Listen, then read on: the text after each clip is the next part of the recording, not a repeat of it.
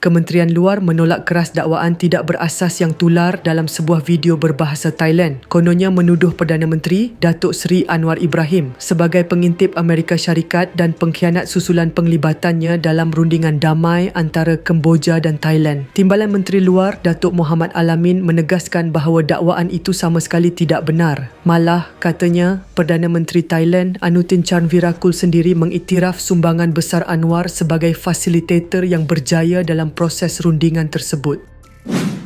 Perdana Menteri Thailand sendiri memberikan pengiktirafan besar kepada Perdana Menteri Malaysia sebagai fasilitator rundingan damai berkenaan. Ini adalah sesuatu yang membanggakan kita semua, katanya ketika membahaskan rang undang-undang perbekalan 2026 peringkat jawatankuasa bagi Kementerian Luar di Dewan Rakyat hari ini. Beliau menjelaskan, pengiktirafan itu diberikan semasa pertemuan antara Anutin dan Perdana Menteri Kemboja Hun Manet dalam sidang kemuncak ASEAN ke-47 serta sidang-sidang berkaitan yang berlangsung di Kuala Lumpur pada 26 Oktober lalu. Pertemuan itu turut disaksikan oleh Datuk Seri Anwar Ibrahim dan Presiden Amerika Syarikat Donald Trump.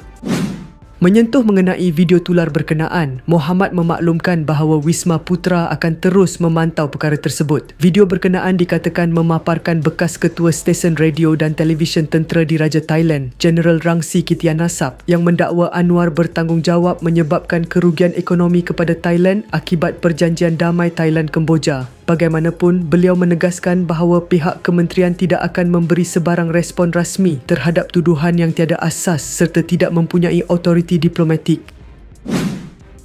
Terdahulu dalam sesi perbahasan, dua ahli parlimen pembangkang menggesa Wisma Putra bertindak tegas terhadap kenyataan Jeneral Kittianasap yang menuduh Perdana Menteri sebagai pengintip Amerika Syarikat dan pengkhianat kerana didakwa membawa Thailand menyertai Perjanjian Damai Kuala Lumpur, Kemboja, Thailand. Datuk Seri Dr. Shahidan Kasim berkata, tuduhan itu amat serius dan langkah tegas perlu diambil bagi mempertahankan maruah serta nama baik Perdana Menteri.